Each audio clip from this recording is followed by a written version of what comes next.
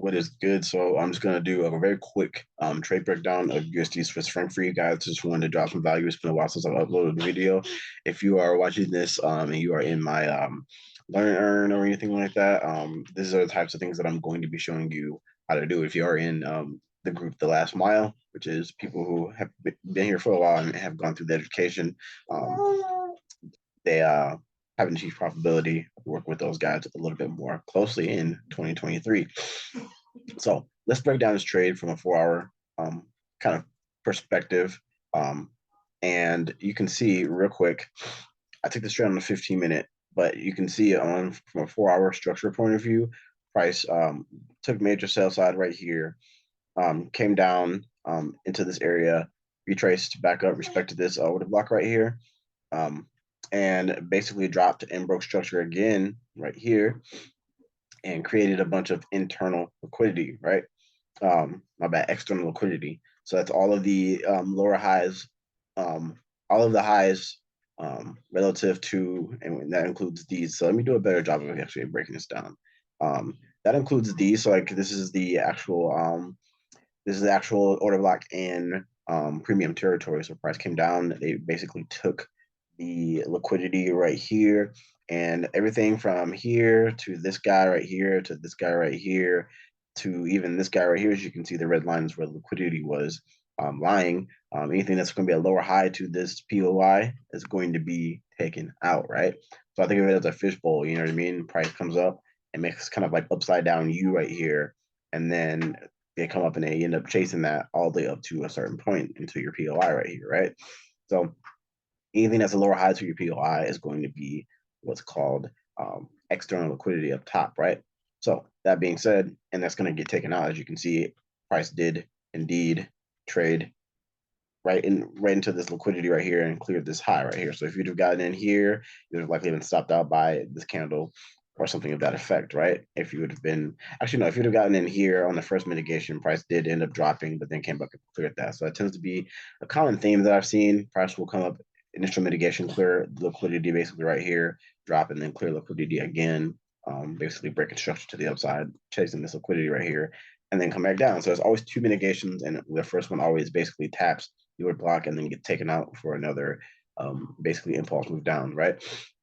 So if you see me draw my Fibonacci real quick from the, let's just say the one deepest in discount territory, which would be in this one right here, you can see, or my premium territory, you can see right here that this 4 hour fair value gap, or my bad, this 4 hour order block was in premium territory, right?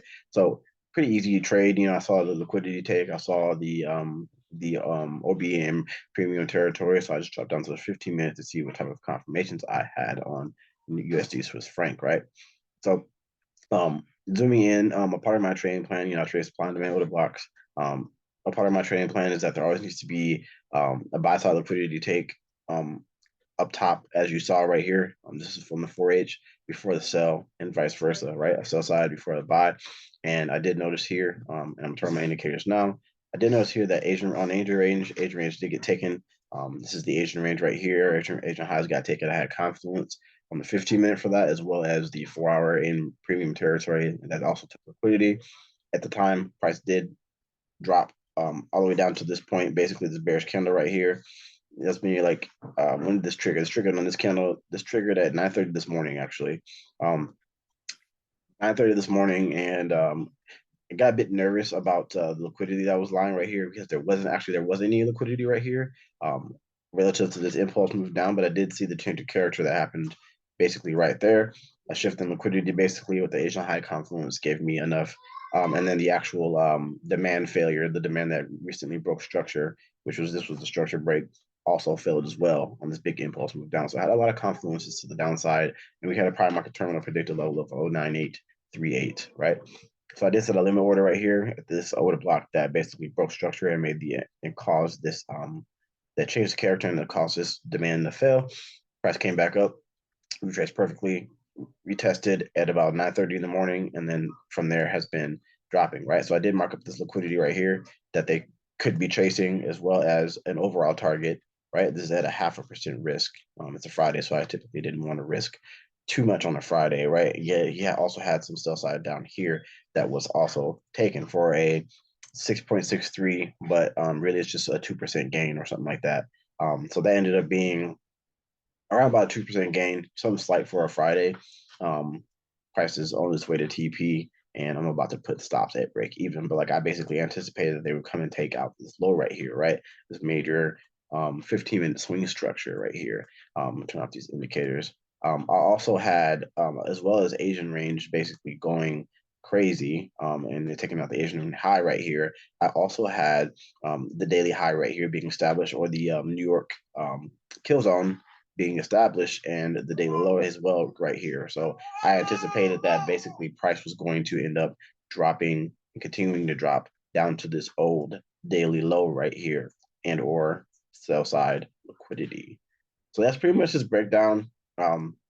Typically, I trade the sessions. I'll trade New York and New York and London, depending on kind of how I'm feeling and what I have to do for the day. But you can see that I lined this up perfectly so that the liquidity did end up getting taken, right? So these are just for extra confluences. That's all. That's why I started off the breakdown with just price action, and things like that, right? So these are just extra confluences for the trade, as well as this failing demand, and specifically the one that last broke structure, right? If price was indeed going to continue to be bullish, it likely would have came and retested the last one that broke structure, and then broke structure again to the upside like that. But instead, that failed right there, and that's what gave me the confluence and the confidence to set a limit order for that, right? So currently it's 10 a.m. Still pretty early. I could get another entry, but it is Friday, so I expect volatility to drop just a little bit here in the next couple of hours. But I do expect TP to be smashed here quite soon. So essentially, after this retracement up starts to happen, and then I get price falling again, I move stops to break even, and then basically let the rest run the TP. If you enjoyed this trade breakdown, right? If you enjoyed this trade breakdown, go ahead and drop a like. Go ahead and subscribe on the video if you're viewing this from learner point of view. This is the types of trades that I'm going to be showing you how to take on a regular basis, and how to have confidence in your trading plan when you have lots of confluences like this. If you want more trade breakdowns like this, like I said, drop a like and subscribe and turn on post notifications so that you can get notifications of videos. I typically try to upload 1 to 3 times a week. And eventually I will be a lot more consistent, and it'll be, I would say about 2, 3 times a week on average, with the allotted amount of time that I have. So I'll see you guys later. Let me know if you learned anything, drop a comment, and don't forget to like and subscribe.